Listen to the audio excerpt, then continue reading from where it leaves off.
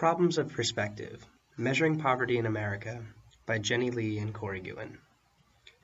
Over the past few weeks, our Poverty and Human Capabilities course has spent a great deal of time defining and discussing the measurement of poverty in America. In doing so, we have played with semantics and word choice, considering the merits and issues with each method of defining poverty. Based on our readings, beliefs, and class discussion, we have arrived at our current definition. We have defined poverty as a lack of economic resources necessary to freely achieve the capabilities required to live a dignified life without continuous fear that one or more of those resources will be insufficient. Before we move into the implications of this definition, it's important to clarify some of the words and phrases we used in defining it. Let's start with the word freely, or freedom. Freedom plays an important role in any definition of poverty. The best method for illustrating it is likely through an example. Consider two middle-aged men. One makes about $75,000 a year, but practices a form of religion that requires him to fast for long periods of time and live with extremely modest means. The other man makes just $12,000, and on some days must choose between paying his bills to remain warm or with water instead of eating. Both men are hungry. The religious man may eat even less than the other man. But who is really in poverty? Certainly a man who makes $75,000 a year is not impoverished. He has the freedom to live comfortably, to achieve a necessary set of functionings to live a dignified life. The other man has no choice to buy more food. He is limited in his freedoms by his income. The religious man lives a dignified life through voluntary actions that result in hunger. The other man's hunger is generated by circumstances beyond his own control.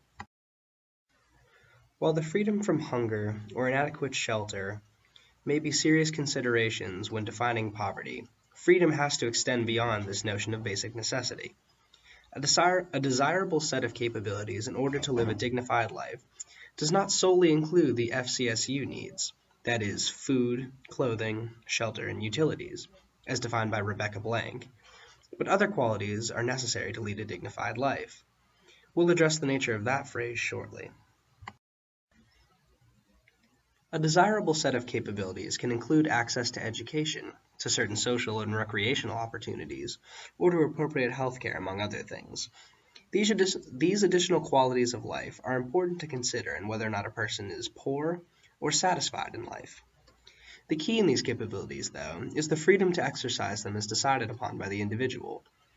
Martha Nussbaum explains this in her writing on capabilities when she says, "Capabilities, not functionings, are the appropriate political goals, because room is thereby left for the exercise of human freedom. There's a huge moral difference between a policy that promotes health and one that promotes health capabilities. The latter, not the former, honors the person's lifestyle choices." The language of our definition to this point leads us into two other important factors to address: the idea of living a dignified life, which we have used multiple times over the course of the presentation, and the concept of money and economics as the central focus of defining poverty in a practical sense. The first term, a dignified life, has something of an arbitrary definition. What would we be considering dignified? Poverty analyst Martha Nussbaum outlined 10 essential capabilities all people must have in some measure in order to live a dignified life. While many of her examples make sense, the cumulative effect and the concept that poverty must be defined based upon capabilities, or how well a person's life is going, is an impractical and likely immeasurable definition. Capabilities, or as Amartya Sen refers to them as, substantial freedoms, are the most important factors to consider when looking at a nuanced and accurate picture of poverty. But the most important of Nussbaum's capabilities, such as bodily health, control over one's environment, or access to play, are achieved by means of economic resources. As Professor Pickett noted in class, money is the avenue to a functioning, and therefore the most important capabilities we have the ability to impact are tightly intertwined with a family or individual's economic resources. We feel the most important aspect of defining poverty is to do so in a manner that both adequately addresses and recognizes the needs of the poor, while simultaneously allowing for action through policy. Economic resources remain the single unifying factor that tie all poor people together, and therefore a quasi-absolute measure that takes into account the advantages that both the SPM and the OPM bring to measurement, is still the basis of our approach. But Amartya Sen and Martha Nussbaum's arguments cannot be ignored when creating a useful and applicable definition of poverty. Many of Nussbaum's 10 essential capabilities cannot be solved simply by knowing how much money a household makes. So knowing why certain communities are struggling is just as important as knowing what their income level is. Jenny and I feel that addressing both health and educational needs of those in poverty encompasses Nussbaum's most important tangible capabilities, allowing for the most informed and appropriate policy to be tailored around the use of our definition. When discussing poverty, how one would define poverty and how one would measure poverty can vary significantly. Corey and I believe that an effective measurement of poverty should have multiple parameters. First, an absolute measure, the official poverty measure, looks at a household's income before tax and benefits. Then, a quasi-relative measure, the supplementary poverty measure, supports the OPM by covering areas the OPM does not. Finally, quality of life is addressed by including aspects from the capabilities approach, specifically through healthcare and education. An absolute measure says there is a definitive level of income or consumption where economic deprivation would fall below this line. Absolute measures reflect the truly basic needs approach to measuring poverty. Our current poverty measure in the U.S., the Census Bureau's official poverty measure, aka the OPM, is an example of an absolute measure. The threshold for the OPM is calculated by the value of a thrifty food basket, adjusted for family size and composition, and multiplied by 3.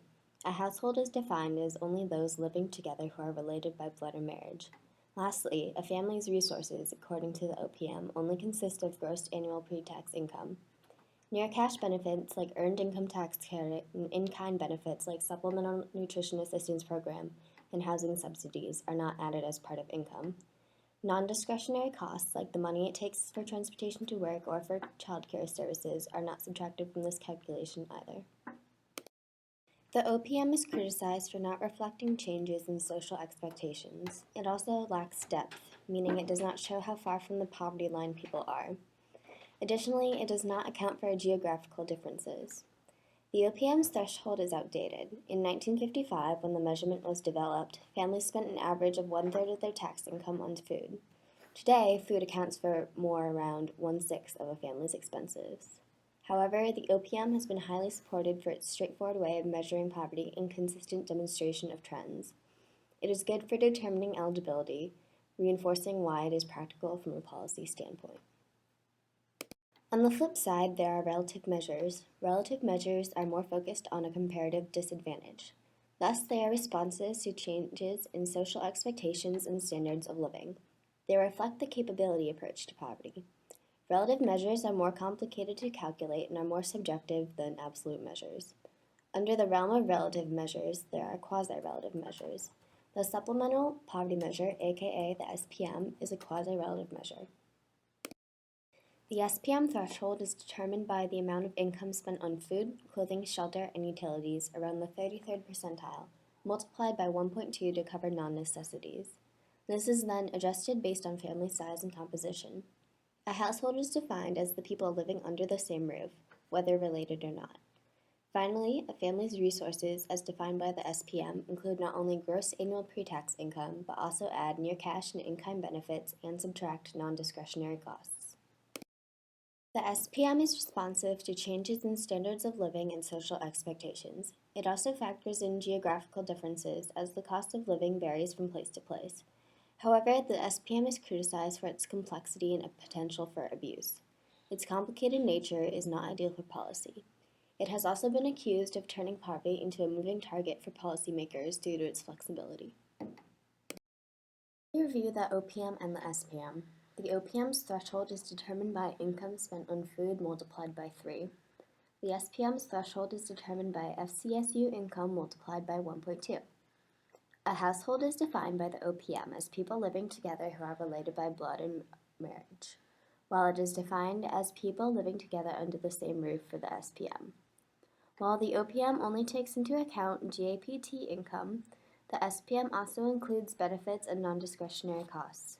The SPM is more complex compared to the OPM. The OPM is better for determining eligibility for programs.